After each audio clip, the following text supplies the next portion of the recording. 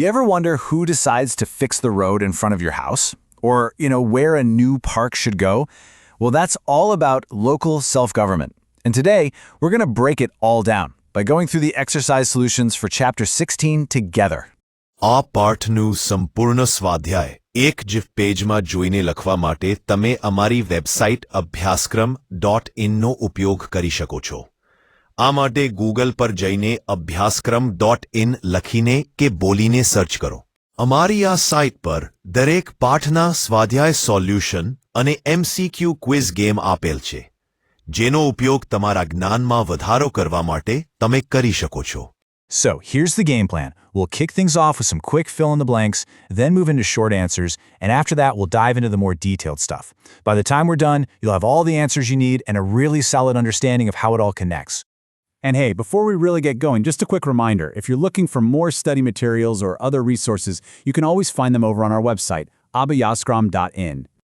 And of course, if this explainer helps you out, do us a favor and hit that like and subscribe button. It's honestly the best way to let us know you want more of these. All right, let's warm up with the first section, the fill-in-the-blanks. These are basically the core facts you've got to know. So here are all 5 answers in one spot. The big one to remember is that 3-tier structure. That's kind of the whole framework for local government. We also see these key roles popping up, like the Talati Minister for the village, and this important rule that the Gram Sabha has to meet at least twice a year. That's to keep everyone in the loop. Okay, so now that we've got the basic facts down, let's zoom in on the people who actually make local government tick. This next section is all about the key roles and responsibilities. First question. We hear this term Mamlatdar thrown around a lot, but what's their deal, really? Let's figure out exactly where they fit into the puzzle. So the Mamlatdar is the administrative head at the taluka level. You can basically think of them as the manager for a whole group of villages, making sure super important stuff like elections happens correctly. Okay, so that covers the taluka. But what if we zoom out one more level, to the entire district? Who's in charge of the administration for the whole thing? That person would be the collector. They're the top dog, the main administrative officer for the whole district, and they're appointed by the state government to oversee pretty much everything. Now let's switch gears and talk about cities. The administration is a bit different there. When we talk about a municipal corporation, who's the top administrative official running the show? Now, this is really interesting. A city basically has 2 leaders. You've got the mayor, who's the elected head, kind of like the team captain chosen by the people. But then you have the municipal commissioner. They're the appointed professional who manages all the city's day-to-day work, more like the team's coach. This next question is so important. It's about fairness and making sure everyone's voice gets heard in government, especially the voices of women. Yep, a full 50%. This is a really powerful rule that sets aside half the seats for women. It ensures they have an equal role in making decisions that shape their communities. And for our last short question in this section, once a mayor gets elected, how long do they actually stay in that position? A mayor's term is 2.5 years. When you think about it, that's not a very long time, which means they really have to hit the ground running to make a difference.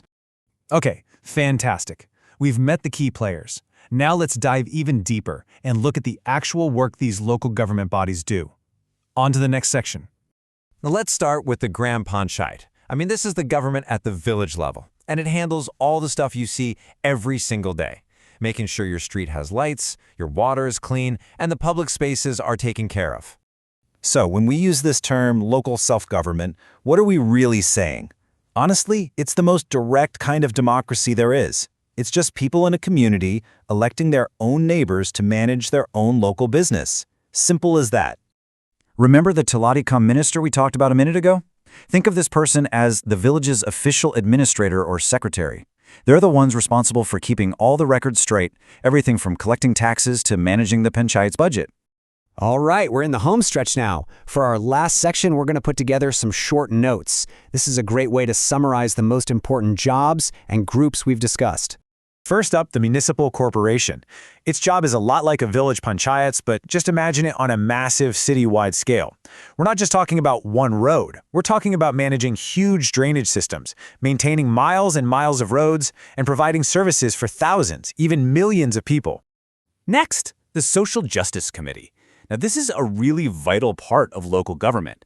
Its whole mission is to look out for the more vulnerable people in the community, to make sure everyone gets a fair shot at things like education, healthcare, and economic opportunities. And finally, let's recap the district collector's role. They are the administrative leader for the whole district. They act as the main coordinator, making sure all the different government departments are working together and that rules, like the seat reservations we talked about, are being followed correctly. And just like that, we have gone through all the questions from your exercise. Let's do a super quick recap of the key roles just to make sure all this information sticks. Okay, so here's the final rapid-fire review. At the village level, you have the Talati cum minister. Go up to the Taluka level, that's the TDO. For the entire district, it's the collector. And in the city, you've got the municipal commissioner as the admin head and the mayor as the elected leader. Got it? Good. So, to wrap up, I'll leave you with a final thought to chew on. After learning about all these different layers of government, which one do you think has the biggest impact on your day-to-day life?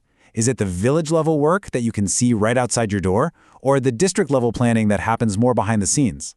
Thanks for joining this explainer, and we'll catch you in the next one.